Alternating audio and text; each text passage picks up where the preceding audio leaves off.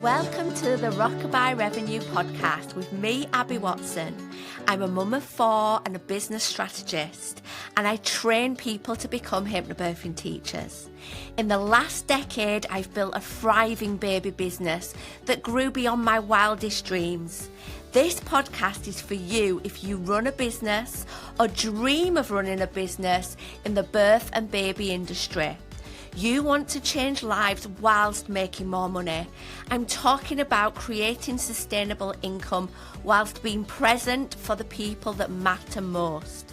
I believe for our baby businesses to have the impact we desire, we must be rewarded. On this podcast, expect me to share actionable strategies without the jargon. I've been where you are. I've built a business while raising 4 little ones, and now I'm here to help you turn your passion into profit while creating the life you've always dreamed of. So let's get started. Hello, lovely one. We are here to talk about my best and worst investments in my baby business. Now, Rockabye Revenue is all about helping you have more success and earn more money in your business. And just like I was talking about in episode 1, to make more money, we do have to be conscious of where we are spending our money. Now, that's not to say we should never spend money. In actual fact, when we spend money on the right things, oh my gosh, it can skyrocket our success. So I'm going to give you a bit of a behind the scenes tour of what I view as being incredible investments in my business. Things that have, reaped the rewards, and things that really haven't. Now, you know me, and you know, or you can probably guess, that I'm not someone that dwells on things as like regrets, like, oh my God, I shouldn't have done that. That was a huge mistake. I failed. That's bad. I do see everything as being a lesson.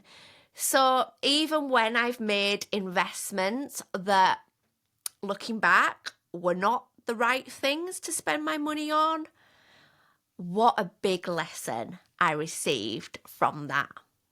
So please know, as much as listening to this episode will help guide you to what are great investments and what might not be, you will make mistakes from time to time. And that's okay, because through those mistakes are often our biggest lessons.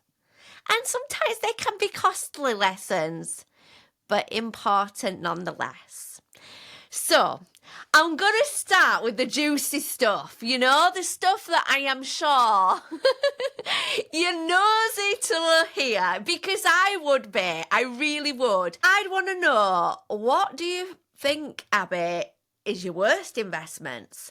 So that's where I'm going to start today. So I am going to talk you through 4 of the worst investments I have made in my business.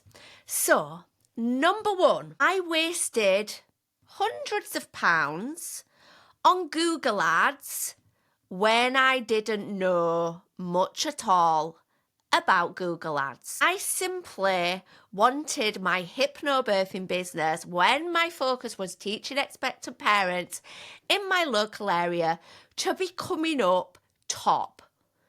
So I just kind of threw some money at it, and I didn't know whether these were working out for me because I didn't even know how to measure that, and I didn't experience that much increase in inquiries as a result. So as much as I felt like, if I just throw some money at this, I'm going to get to the top of Google, that's going to help my business, it really wasn't the case. Now, I am not saying that Google ads are a waste of money. I am saying that I wasted my money because I didn't know how to utilize them correctly. There's a huge difference. For some businesses, Google Ads work so well. You know, they know what they're doing with them, or they get someone that does, and they really skyrocket what is already going well. I naively felt like I could just like bam some money in Google and it would do it for me. Absolutely wasted hundreds of pounds doing that. Number 2, another worst investment was taking courses I probably didn't need just because I felt FOMO. So I can think of one in particular. I once paid around £1,200 for a course on getting clients through Instagram. And I'm going to be really honest now. One of the reasons that pushed me to do that course was I saw that one of my competitors was doing that course. And in a horrible moment of like scarcity and doubting myself, I felt like, oh my gosh, they're going to do this course. They're going to learn things I don't know. Therefore, they're going to like steal my clients. When actually that's absolute nonsense. So that was one of the things that pushed me into doing that course that was over £1,000. Also, I've got to admit, I was really sucked in by incredible marketing when actually if I was spending £1,200 on something to teach me more about marketing, I'm not sure spending that money learning about Instagram was what I needed at that time. But I had FOMO. I felt like, oh, I need to learn that. There'll be such good nuggets within that course and it will benefit my business and it will like solve lots of problems. But that wasn't the case. And even once I'd enrolled in that course and doing the course, I knew it wasn't what I needed, you know? And actually when I was listening to the stuff on the course, as much as it was really good, this is not criticising that course, it made me feel overwhelmed because I didn't want to have to be rejigging everything that I was currently doing on Instagram. And in my heart of hearts, I knew that was not going to be the needle mover in my business. But FOMO had pushed me into it. And that's nobody else's fault but mine. And what a fantastic lesson. Now, that's not the only course I've done that with. I've certainly done courses out of feeling like, oh, I'm not enough of an expert, so I need to do that. Feeling like, oh my gosh, if I learn about that, my courses that I offer expectant parents are going to be better. Again, not always the right reasons, in that kind of like mad panic and feeling like we're not enough. So definitely one of my worst investments. Another one, and I've talked about this on this podcast before, so you may have heard me talk about this previously. Spending loads of money on gifts for clients. My hypnobirthing clients were not doing hypnobirthing with me because they were wanting a gorgeous goodie bag. You know, they probably didn't give two hoots about the contents of that goodie bag. No doubt they did what I often do with goodie bags. I put them in a cupboard and then I revisit the cupboard when I move house, right? So I was spending money on things for my clients, feeling like it was going to enhance their experience, make what I was giving them even better. But actually, I was just kind of like frittering money away, and it was not even an investment. It was not going to have an impact on my business. You know, it was not going to have a return, certainly. Now, I'm not saying don't ever spend any money on your clients. Absolutely give them an amazing experience. And you know what? Give them something to go home with. But really think, is it necessary? Or is this coming from a place of me not feeling enough, therefore making myself feel more enough by giving them lots of rubbish that they probably don't even want? My course will be worthwhile if it's got 4 tea lights in. That makes it worthwhile. It was worthwhile in the first place. And one thing that I didn't realise was the goodie bag was not the gift. I was the gift. I was what they were investing in, and that was enough. Final worst investment in my business, and these were often big investments, were times when I'd enrolled in coaching programs, so having a coach, either one-to-one or a group, when it wasn't what I needed. Now, hear me when I say when it wasn't what I needed. There have been times, and you'll see when I come on to the best investment, there are times when coaching has been the best investment. However, I have definitely signed up to very expensive one-to-one coaching packages and group coaching packages at times when I felt like if I was honest, I needed something else, whether that be like therapy, whether that was like more like admin support. I knew what I needed to be doing, but I didn't have the capacity to do it. And I felt like signing up with this amazing person that everyone looks up to was going to solve that. It wasn't. And it didn't. And sometimes when I was enrolling in those kind of things, I was spending huge amounts of money. So definitely spending money on coaching, mentoring, business programs at times when I was looking for something and I felt that was going to be the solve all. And of course it wasn't, Of course it wasn't. So let me now move over to the things that have been the best investments. Ultimately, investments that are going to help you generate more income. Oh my gosh, we can't argue with those, can we? The things that help you be more productive, to work with more clients. My goodness, those are investments that have reward. Therefore, that is going to be so beneficial. So, number one, best investments are tech that has made my life easier. So in the early days of my business, I signed up with Ticket Tailor. So when I was working with expectant parents, when my main form of generated income was selling group courses to pregnant women and their birth partners, I signed up to Ticket Tailor. I knew that I would be charged a fee for each of the bookings that I run through Ticket Tailor, but I went with it anyway.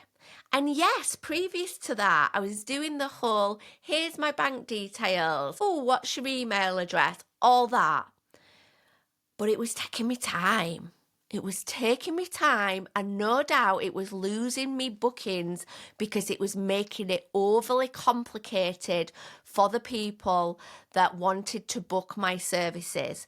So as much as signing up to something like Ticket Tailor costs, actually it saves time, which gives you capacity to do other things. And if it's making it easier for clients to actually book your services, you're likely to get more clients. So as much as it felt scary, and I know that sounds absolutely ridiculous, it felt like, but I could get that for free. I could have no fees. So I felt hesitant. It was absolutely a fantastic investment. And on the note of investing in tech to make life easier, There's been times where I've made big investments in tech. And please hear me when I say I am a bit of a technophobe. I'm not someone who's like, oh, give me the latest tech. I just love tech. But I also know business can be made so much easier with the incredible technology we have available to us. Now, in 2020, I first started my training school. So I took my business teaching expectant parents hypnobirthing and I started offering training to other people. Okay, would you like to be a hypnobirthing teacher? Now, when I was creating that course, I needed to find somewhere to host the course on because, of course, there's some online modules before people attend the live training. I needed a new website. I needed facilities for people to pay for their training. I needed somewhere that I was going to send marketing emails. And of course, I was faced with so many options. Okay, of how I could do that. I could go with the super cheap option, which would have been to just adapt my regular website that I had as a hypnobirthing teacher, and then maybe use something as simple as unlisted videos on YouTube to run my training. Or I could go for an all-in-one platform. And I remember my husband telling me about this platform called Kajabi, and he was telling me about it. He'd been recommended, not for himself, but for what I was going to be doing. And I looked into it and I was like, oh my God, it is over £100 a month. You know, over £1,000 a year ongoing.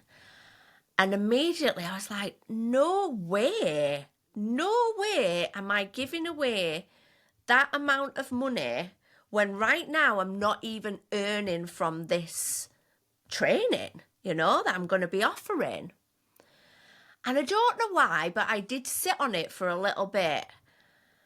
And I looked into some of the features and I had a little word with myself and I thought to myself, if I don't believe that technology is going to get me at least one extra client a year, what do I actually believe about this new venture that I'm going into? So I took the plunge and I signed up to Kajabi. I'm actually on a more advanced package, so I pay even more than that these days. But it's totally worth it. It's totally worth it. Because so much of what I offer in my business is in there. It makes light work of so many things. It means for my students and my graduates, everything is easy. My goodness, they can even have an app on their phone so that they can access client resources really easily. They can revisit modules for however long that they want. They can find the communities super, super easily. It means that I can have payment plans and all sorts of things, making my training more accessible. And it means that I can see what my business is earning just by logging on. It just makes my life so much easier. And it was an investment. And I am so, so, so glad I did it, because I absolutely believe that if I didn't have the right tech, oh my gosh, I would be tying myself in knots. I would be stressed out trying to make everything work together. And that is not something that I can deal with.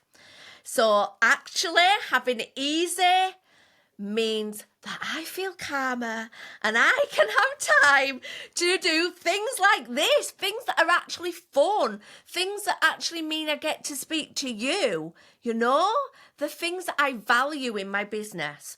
Now, of course, this is not an advert for Kajabi. I do not recommend Kajabi if you're starting a baby business.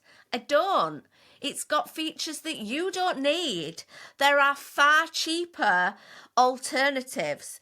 But what I am saying is sometimes, quite often, investing in tech, if it's going to make life easier for you, if it's going to make life easier for your clients, if it's going to help you get more clients, it can be an absolute game changer. Number 2, best investment I've made in my business was, in fact, coaching or mentoring with the right person at the right time. I have benefited so much from business coaching, business mentoring, strategists in my business when I've made an informed decision about it, when I've known what I could really benefit from and really looked for that person. Not just like going for something because I'm feeling a bit lost, feeling a bit unmotivated, and feeling that that's going to solve all my problems. Really making an informed decision.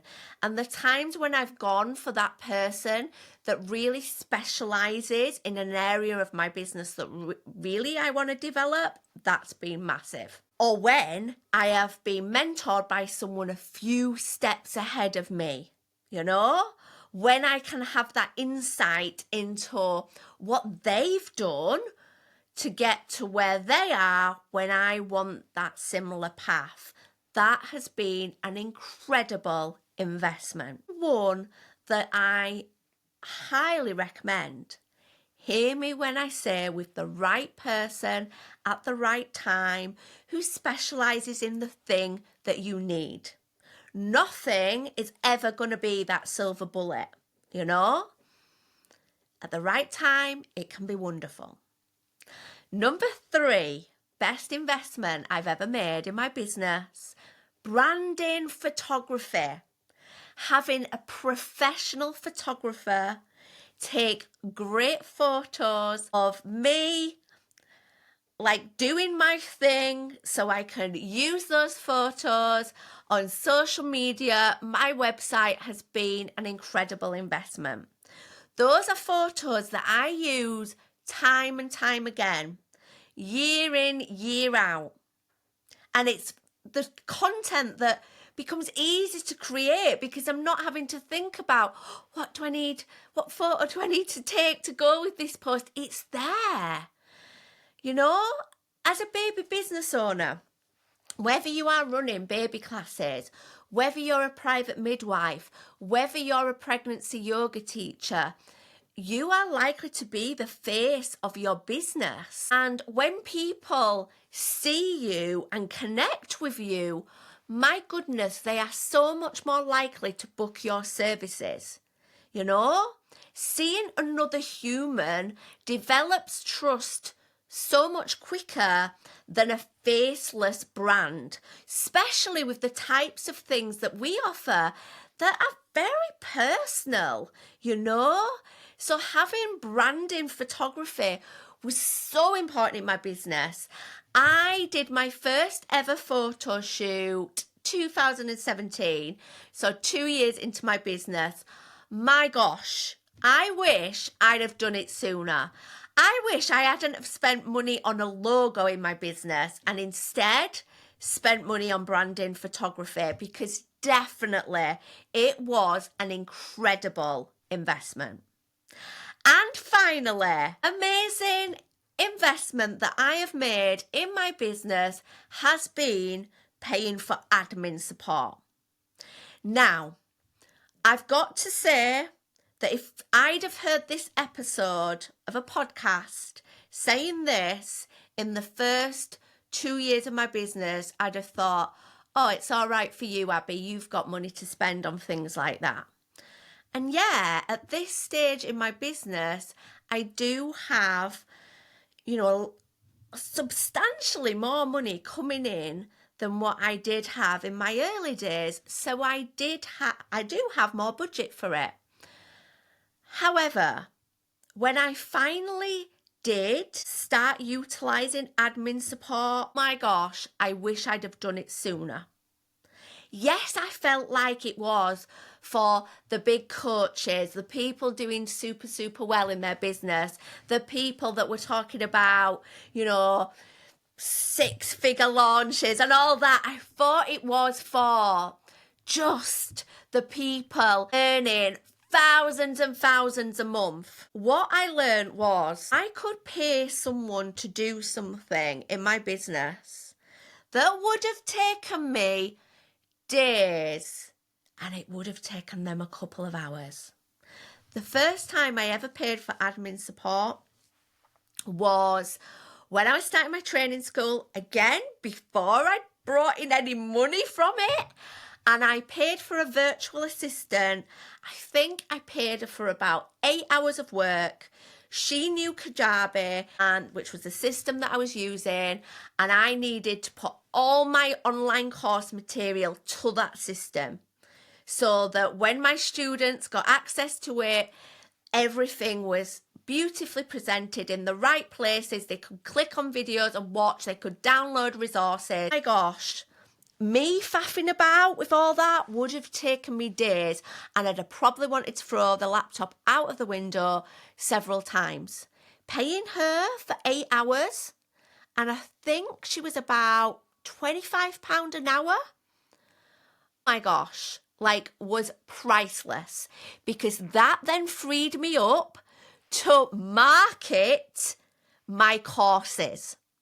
So whilst we might think of admin support as a bit of a luxury, if you're in a position where you are earning from your business and time is short, think about if there are areas in your business that you could quite simply give to someone else to do that would free you up to do more of the income generating stuff, whether that is marketing or actually running classes or being with your clients.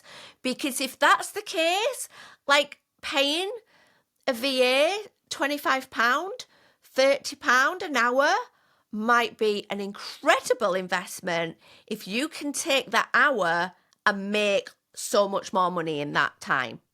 If you're maximizing your energy for the things that only you can do and the things that are actually going to make a huge difference in your business.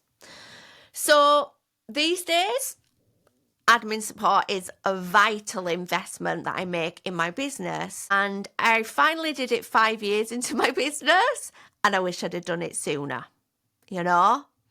I wish I'd have made that investment sooner, because our time, our energy is super, super valuable. There's only one of you, and you are the magic in your business. You're the special, you're the service provider. And sometimes we can't do it all. And there will be a point in your business where you do think, could I get a bit of help? Do you know what? It'll feel so scary. It'll feel so scary, and you might say to yourself, but I could just do it myself. That's what I was going to do. So when I paid 8 hours for that Kajabi support, I thought, but I could just do it. I could spend those 8 hours. Well, firstly, it would not have taken me 8 hours. She knew what she was doing. I did not. So it would not have taken me 8 hours. But even if it did, oh my gosh, what other things could I do in that time? I could have been running workshops, that let people know about my training. I could have been on social media talking about what was coming soon. And that's absolutely what I did. So I really hope this has been really useful.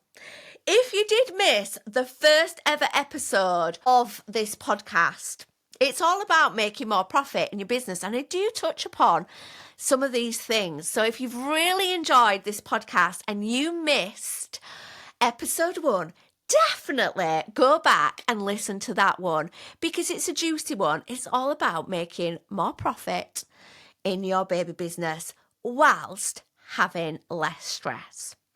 So, my lovely one, have a wonderful rest of your day and keep changing lives. See you next time. Bye. Thank you for listening to Rockabye Revenue. I hope this episode has left you with some fresh ideas and bundles of motivation. If you enjoyed this episode, do make sure you click subscribe so you never miss an installment. And if you found this episode useful, I'd love you forever if you leave a 5-star review, helping this podcast reach the ears of more of the helpers in this world. And remember, keep changing lives. See you next time.